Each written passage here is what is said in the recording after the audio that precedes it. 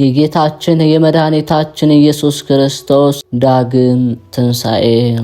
ጌታችን በዝግ ቤት ገብቶ ሐዋርያትን ሰላም ይሁንላችሁ እንዳላቸው፣ በዚያን ጊዜ የጌታ ደቀ መዛሙርት አይሁድን ከመፍራት የተነሳ ሁሉን ተሰባስበው በአንድ ቤት ተሸሽገው ተቀምጠው ነበር። አይሁድ ሊገድሏቸው ይፈልጓቸዋልና። እነሆ ደጃፉን ዘግተው በተቀመጡበት ቤት ውስጥ ሳሉ ወደ እነሱ አንድ ሰው ገብቶ አዩ። እጅግም ደነገጡ።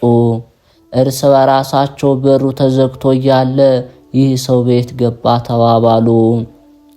ይህም የሆነው ጌታ ኢየሱስ ክርስቶስ ከመቃብር በተነሳ በ8ኛው ቀን ነበር። ደቀ መዛሙርቱም ታላቅ ድንጋጼና ፍርሃት አደረባቸው። ወደ እነሱም ዘልቆ ሰላም ለሁላችሁ ይሁን አላቸው። ሐዋርያትም እርስ በራሳቸው ማነው እሱ ሰላም ለሁላችሁ የሚል ብለው ሁሉም ወደ በሩ ሄደው በሩ መስኮቶቹ በቁልፍ ክርችም ብለው እንደተቆለፉ አገኟቸው። ዳግመኛም ሰላም ለሁላችሁ ይሁን፣ አይዟችሁ፣ አትፍሩ፣ አትደንግጡ፣ እኔ ክርስቶስ ነኝ። ኑና ሥጋዬን ዳሱ፣ እኔ ረቂቅ መንፈስ እንደሆንኩ አታስቡ። ለረቂቃን መናፍስት ሥጋ ወይም አጽም የላቸውምና አላቸው። ከዚያም የቶማስን እጅ ይዞ ጣትን ወደ ጎኔ ያግባና አይሁድ በዕፀ መስቀል ላይ በሰቀሉ ጊዜ ጎኔን በጦር የተወጋሁትን ቦታውን ወይም ምልክቱን ዳሳለው። ዳግመኛም እጆችና እግሮቼን በችንካር የተቸነከሩበትን መካነ ስቁረት ተመልክተህ እመን አለው። ቶማስም የተቸነከረውንና የተወጋውን መካነ ርግዘቱን በዳሰሰ ጊዜ እሱ ጌታ እንደሆነ አወቀና ተንቀጠቀጠ። እጁም እሳት እንደገባ ጅማት ተኮማተረ። ጌታዬና አምላኬ አንተ ነህ በማለት አመነ። ጌታ ክርስቶስም አንተ በሥጋዬ ላይ ያለውን ምልክት ዳሰህ ታምናለህ፣ ይልቁንም ሳያዩኝ የሚያምኑብኝ ንዑዳን ክቡራን ናቸው አለው። ጌታም ይህን ቶማስ ሥጋውን እንዲዳስስ ያደረገበት ምክንያት ከአርድእት ወገን አንዳንዶቹ ከመቃብር መነሳቱ ገና ያላመኑና ከኢያቄም ልጅ ከእግዝእትነ ማርያም መወለዱን ይጠራጠሩ ስለነበር ነው። ከ72ቱ አርድእት እንደ ሰዱቃውያን አባባል ትንሣኤ የለም ብሎ ስለሚያስብ በትንሣኤው የሚያምን ስላልነበረ ነው። ጌታ ኢየሱስ ክርስቶስ ቶማስን የሰዱቃውያንን መጠራጠር ከአንተ አስወግደህ እኔ ትንሣኤም ሕይወትም እንደሆንኩ በፍጹም ልቦናህ እመን፣ የምገድልም የማድንም እኔ ነኝ፣ የሚያምኑብኝ ብፁዓን ናቸው አለው። ለሚክዱኝ ወዮላቸው። ቶማስ ሆይ ትንሣኤ ሙታን እንዳለመን ሙታን ተነስተው በሕይወት እንደሚኖሩ እወቅ። ቶማስ ሆይ አልዓዛርና የኢያኢሮስ ልጅ እንዲሁም የመበለቲቱን ልጅ ካስነሳውበት ጀምሮ ትንሣኤ ሙታን እንዳለ ለምን አላመንክም?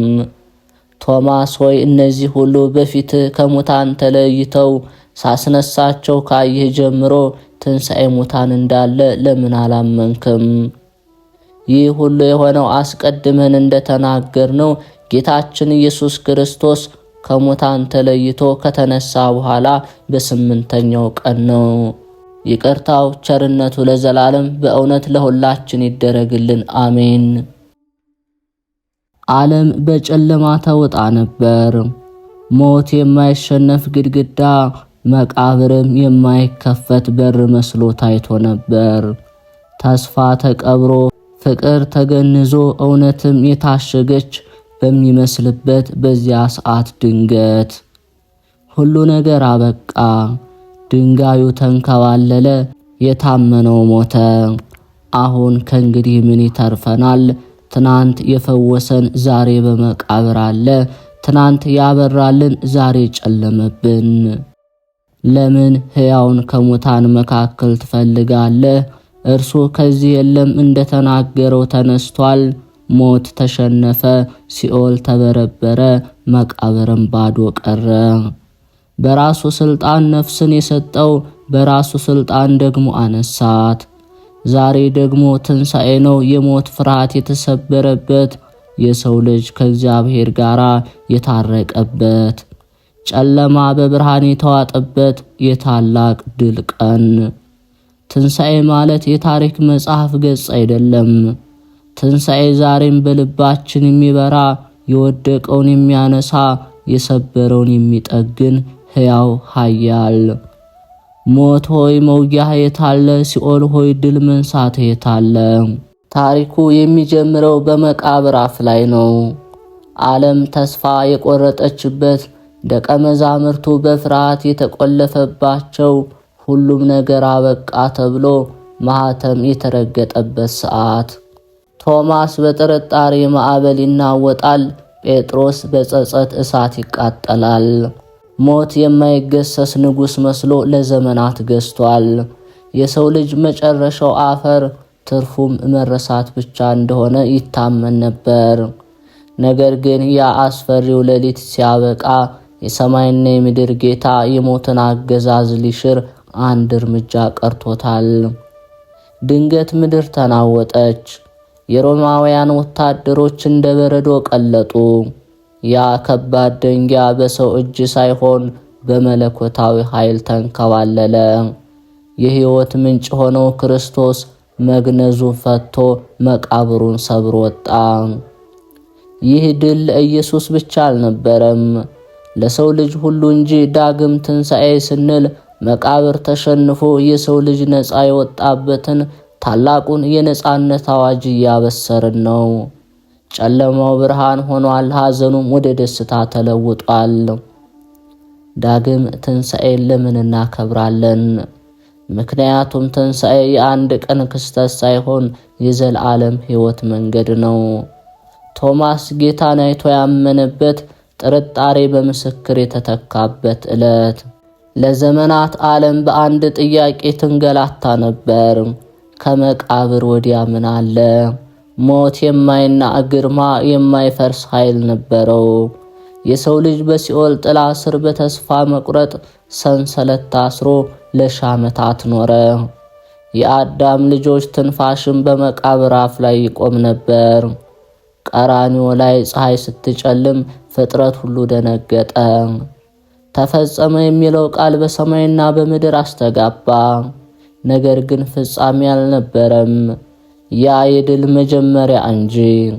ሌሊቱ ሊነጋ ሲል ምድር በማታውቀው መለኮታዊ ኃይል ተናወጠች። ያ የታሸገው ድንጋይ፣ ያ በሮማውያን ወታደሮች የተጠበቀው መቃብር በፈጣሪ ሥልጣን ተከፈተ።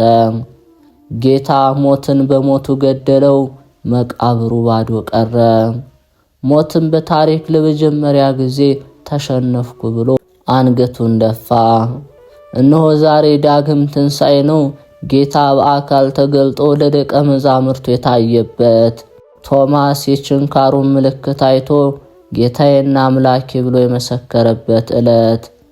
ትንሣኤ ማለት የታሪክ ትውስታ ብቻ አይደለም።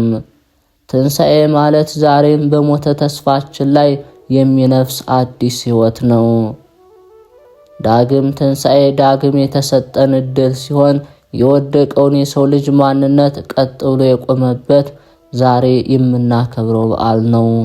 አንተ ዛሬ ተስፋ የቆረጥክ መቃብር ውስጥ ያለ የሚመስል ሰው ስማ፣ ድንጋዩ ተንከባሏል። ለፍርሃት ትንሣኤ የለውም፣ ለሐዘን ትንሣኤ የለውም። ያንተ ትንሣኤ ግን ዛሬ ነው። ክርስቶስ ተነስቷል። አንተም ከወደክበት ተነሳ። ይህ ብርሃን ቤታችሁን ይሙላው። ይህ ሰላም ልባችሁን ይጠብቀው። ዓለም ትንፋሿን አጥታ ነበር። ተስፋ በመቃብር አፍ ላይ ተኝቷል። ፍቅር በጨርቅ ተገንዟል። እውነትም በድንጋይ ተዘግታለች። በዚያ ቅጽበት ሞት የገነባው ግንብ የማይፈርስ፣ ሲኦልም የቆለፈው በር የማይከፈት ይመስል ነበር። ሰይጣን የድል ሳቅ ይስቃል፣ የሕይወት ምንጭ የገደለ መስሎት። ነገር ግን ያ ዝምታ የሽንፈት አልነበረም። ያ ዝምታ ማዕበል ከመምጣቱ በፊት ያለው ጸጥታ እንጂ። በድንገት ምድር እንደ ቅጠል ተንቀጠቀጠች። ሰማይ በምድር ላይ ተደፋ። ያ በመንግሥት ማኅተም የታተመው ድንጋይ በሰማያዊ ኃይል ተገፋ። መቃብሩ ተከፈተ፣ ነገር ግን ሞት አልወጣበትም፣ ሞትን የገደለ ሕያው እንጂ። እነሆ ዳግም ትንሣኤ ሞት የያዘውን አስረከበ፣ መቃብር ምርኮውን ለቀቀ፣ ክርስቶስ በአሸናፊነት ተነሳ።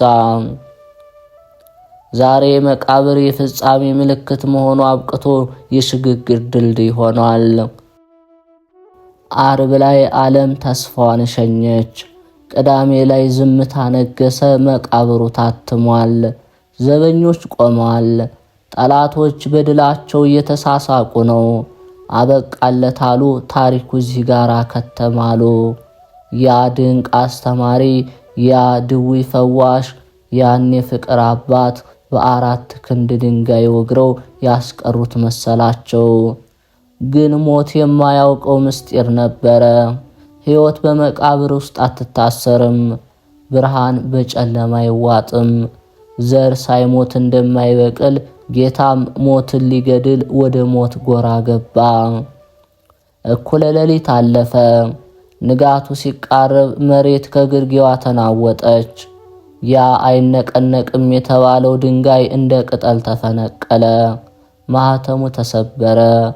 ሞት ጉልበቱ ዝላ፣ ሲኦልም ምርኳን አስረክባ ጌታ በአሸናፊነት ወጣ። መግነዙ ተፈታ፣ እርሱ ግን አልተፈታም። እርሱ ሞትን ፈቶ ወጣ። ዛሬ ዳግም ትንሣኤ ነው። ጌታ ለዓለም ሁሉ የታየበት፣ አይዟችሁን የኔ ብሎ ሰላሙን ያደለበት ይህ ዕለት የድንጋዮች መገፍተር ዕለት ነው። ተስፋ በመቁረጥ ድንጋይ ለተከደነች ነፍስ የምስራች አለኝ፣ ድንጋዩ ተንከባሏልና።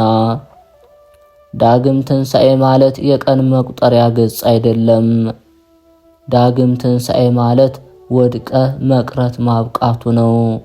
ጥላቻ በፍቅር መሸነፉ ነው። ከመቃብር በላይ የሆነ ተስፋ መኖሩ ነው። ዛሬ በደስታ ቆመን ክርስቶስ ተነስቷል ስንል እኛም አብረን መነሳታችንን እያወጅን ነው። በደዌ መቃብር፣ በሐዘን መቃብር፣ በድህነትና በጭንቀት መቃብር ውስጥ ላለ ሁሉ ዛሬ ትንሣኤ ነው። ማህተሙ ተሰብሯል። ዓለም እጆቿን አጣጥፋ አይኖቿን በሐዘን ጨፍና ነበር። ፀሐይ ፊቷን አዙራለች። ጨረቃ ደም ለብሳለች። ያ ሁሉ ተስፋ፣ ያ ሁሉ ተአምራት፣ ያ ሁሉ ፍቅር በመቃብር አፍ ላይ የቆመ መሰለ። ሞት ዓለምን አሸነፍኩሽ ብሎ በታላቅ ድምፅ የተሳለቀባት ሰዓት ነበር። ነገር ግን በዚያ ጸጥታ ውስጥ፣ በመቃብሩ ጥልቀት ውስጥ ትልቅ ምስጢር እየተሰናዳ ነበር። ሕይወት ሞትን ሊውጠው፣ ብርሃን ጨለማን ሊሰባብረው፣ ፍቅርም ጥላቻን ሊያሳፍረው ጥቂት ደቂቃዎች ቀርተውታል። ድንገት ንጋቱ ሳይመጣ ንጋት ሆነ። ምድር ከመሰረቷ ተናወጠች። ያ መቃብሩን የከደነው ድንጋይ እንደ ገለባ ተፈነቀለ። እነሆ ክርስቶስ ተነሳ። ሞት የያዘውን አስረከበ። መቃብርም ባዶነቱን መሰከረ። የሰማይ መላእክት በዝማሬ፣ የምድር ፍጥረት በአድናቆት ተሞላ። ዛሬ ዳግም ትንሣኤ ነው። ቶማስ ጣቶቹን ወደ ቁስሉ የላከበት፣ ጥርጣሬ በምስክርነት የተተካበት፣ ጌታዬና አምላክ የሚለው ድምፅ በዓለም ዙሪያ የናኘበት ታላቅ ዕለት። ዛሬ ሞት መውጊያው ተሰብሯል። መቃብር ለዘላለም ተሸንፏል። ትንሣኤ ማለት የሞተ ተስፋችን ሕያው የሚሆንበት ምስጢር። ትናንት በጭንቀት ለታሰርክ ዛሬ ነጻነት፣ ትናንት በሐዘን ለጠወለግሽ ዛሬ አበባሽ፣ ትናንት በመቃብር ውስጥ ለነበረው ማንነት ዛሬ ዳግም መወለድህ ነው። ድንጋዩ ተንከባሏል።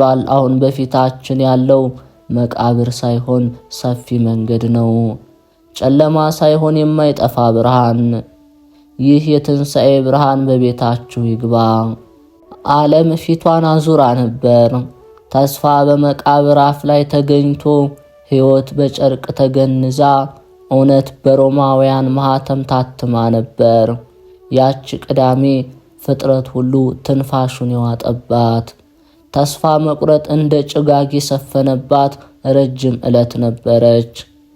ጠላቶች ድላቸውን አወጁ፣ አበቃለት አሉ። ያ ተአምረኛው ታሰረ። ያ የፍቅር ምንጭ ደረቅ አሉ፣ ግን አላወቁም ብርሃን ለጥቂት ጊዜ ቢደበቅ እንጂ ፈጽሞ እንደማይጠፋ። ድንገት ንጋቱ ሳይመጣ ፀሐይ ሳትወጣ ሌላ ፀሐይ ከመቃብር ወጣች። የሕይወት ጌታ ሞትን ረግጦ ሲኦልን በብረት በትር ቀጥቅጦ መቃብሩን ሰብሮ ወጣ። እነሆ ድንጋይ ተንከባለለ።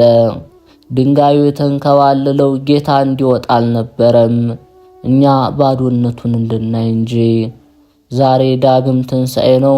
ሞት ድል መንሳት የታለ የተባለለት፣ መቃብር መውጊያ የታለ ተብሎ የተዘበተበት፣ ዛሬ የሰው ልጅ ከእግዚአብሔር ጋር የታረቀበት፣ የታሰሩት ነፃ የወጡበት ታላቅ ቀን።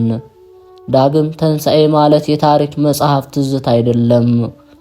ዛሬ በተስፋ መቁረጥ ለታሰርሽ ብርሃን፣ ዛሬ አልችልም ብለህ ድንጋይ ለጫንክበት ማንነት መነሳት ነው። ድንጋዩን የሚፈነቅል መግነዙን የሚፈታ አትፍሩ የሚል ጌታ ዛሬ በመካከላችን አለ። ትንሣኤው ያንተ ነው። ትንሣኤው የሁላችን ነው። የትንሣኤው ብርሃን ጨለማችሁን ይግፈፈው። በቤታችሁ ሰላም፣ በልባችሁ ፍቅር፣ በአገራችን አንድነት ይንገስ።